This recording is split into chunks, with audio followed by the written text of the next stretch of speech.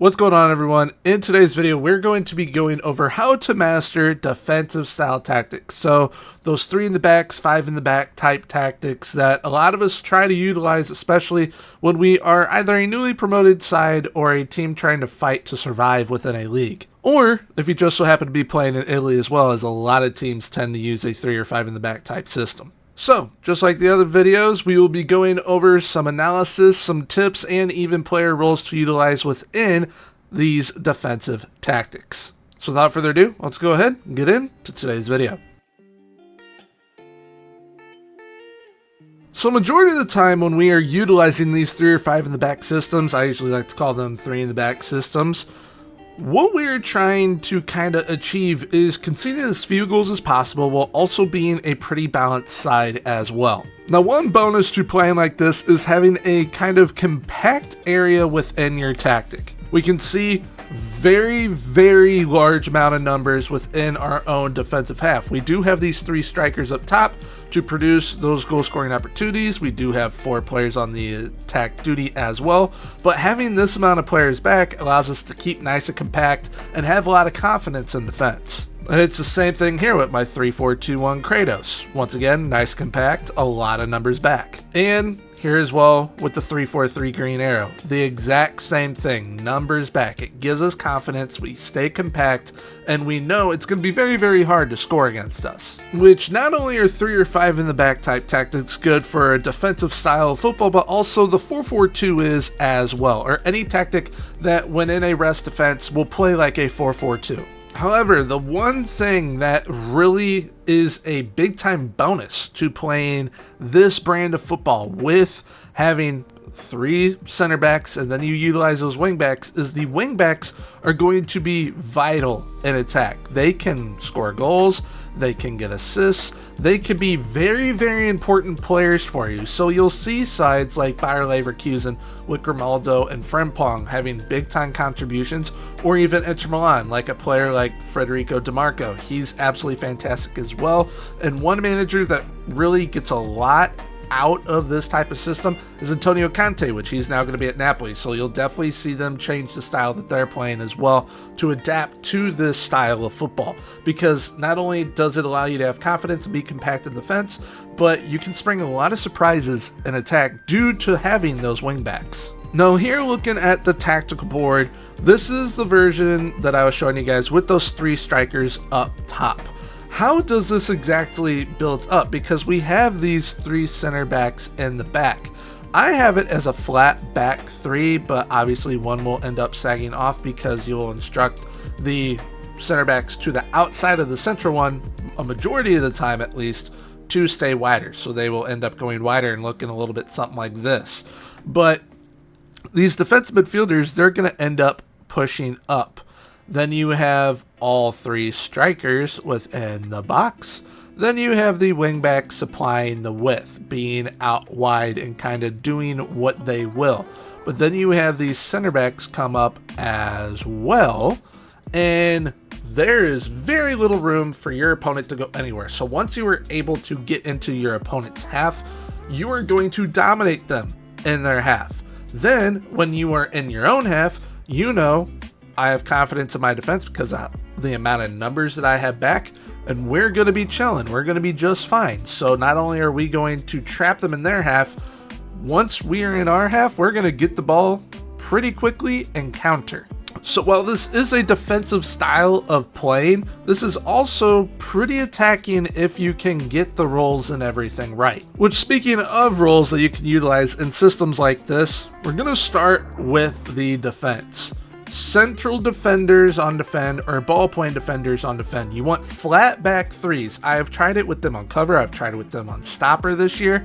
The best that I get from a system like this is playing them in a flat back 3. Just boom. No one dropping off playing cover. Just have them in a flat back 3. You instruct them to stay wider, and then like we saw on the tactic board, one of them will just gradually drop off because those other 2 will be going wider. So you don't really have to play someone on cover. You can play that flat back 3 and it works way better. But now moving to those wing backs, you will probably want to use the wing back or the complete wing back. both either on support or attack duties. Wouldn't really suggest using inverted wing backs. Don't really think it works like how it would, say, utilizing a 4-4-2, 4-2-3-1, 4-3-3. So definitely utilize those wingbacks or complete wingbacks if you are playing a 3-5 in the back system. Then you have defensive or central midfield. I suggest doing defensive midfield. I just think that with the numbers there, performs way better. If you put them in central midfield, you are playing more aggressive, so it's not going to be as defensive. So for this video, we're just going to be covering the defensive midfielders because that is where I think you will get the best out of playing this style of football by using defensive midfielders. So you will use probably ball-winning midfielders, registas, segunda volantes, deep line playmakers, defensive midfielders. Those type of players are going to be absolutely vital to the system that you play. Now you will notice there were two that I did not say. Those are anchor and halfback. Anchor you definitely can use. It can still do a job. I prefer the ball-winning midfielder over the anchor. But if you were using a halfback, then the halfback drops back to be another center back. So that is when you want to be a little bit more aggressive with your three in the back and utilize liberos. I don't suggest doing it, but if that is something that you want to do, then definitely make sure that you're using a halfback so that you still have one drop back within that back line and you still have that three back there while that libero, like a John Stones, gets forward for you. Now when it comes to the number 10 area, you're going to want that to kind of be your playmakers. Although your wingbacks and your defensive midfielders will probably be making some big time plays for you. If you're utilizing number 10s and you're playing like a 3-4-2-1 and you have two of them, you're definitely going to want at least one playmaker. So the advanced playmaker on support or attack, that's going to be a must for you. Or you can use attacking midfielders either on support or attack, or the shadow striker as well, which only comes on the attack duty. If you're playing a 3-4-3 with wingers or three strikers like we have seen, I'll cover the wingers first. The winger roles, you're wanting to use either the winger on support or attack. Use the inside forwards, once again, support or attack, or inverted wingers on support or attack. I do suggest using the winger though over the inverted winger because you can instruct the winger to cut inside it. It basically does the same, if not better job than an inverted winger does within FM24. Now when it comes to those strikers, if you want to use three strikers up top, one of the best combinations that you can use is either two advanced forwards and a complete forward, two advanced forwards, a deep line forward, or two advanced forwards and a pressing forward.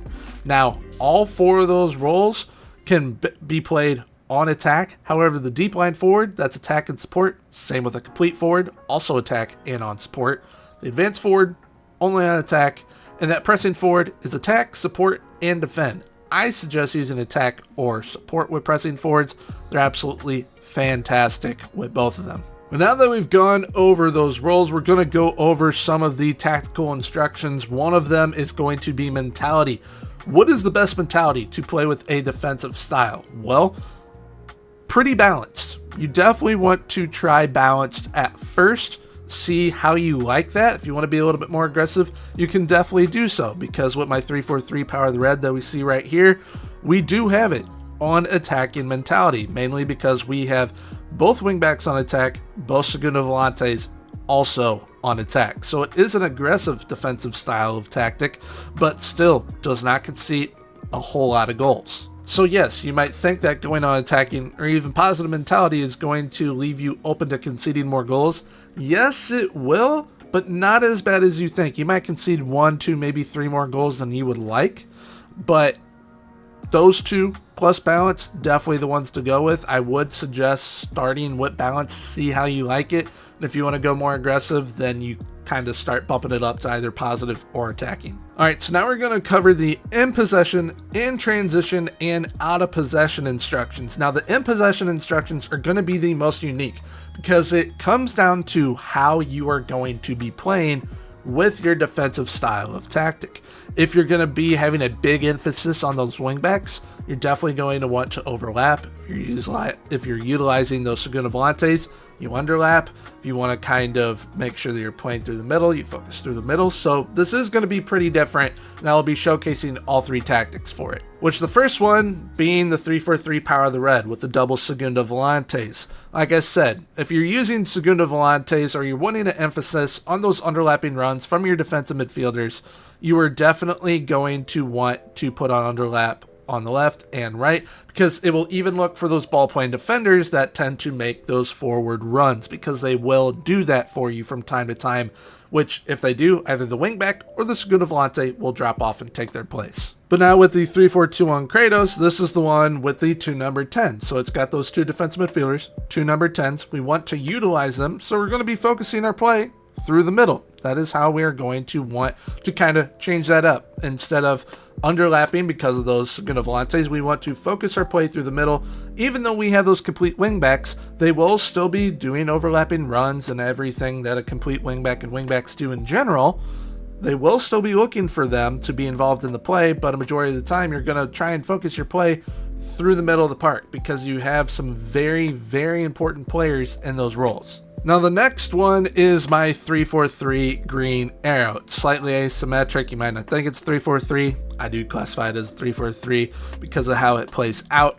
Now, this one, I have us overlapping, looking for the overlapping runs from the inside forward as well as the wingbacks as well. The wingback on the left is definitely going to be seeing a majority of the ball. That is how it played out within the tactic when I was creating it, which, speaking of, if you wish to check out any of these tactics, I'll be putting links down below in the description to all the videos where you guys can kind of check them out in way more detail with full breakdowns and analysis on all of them.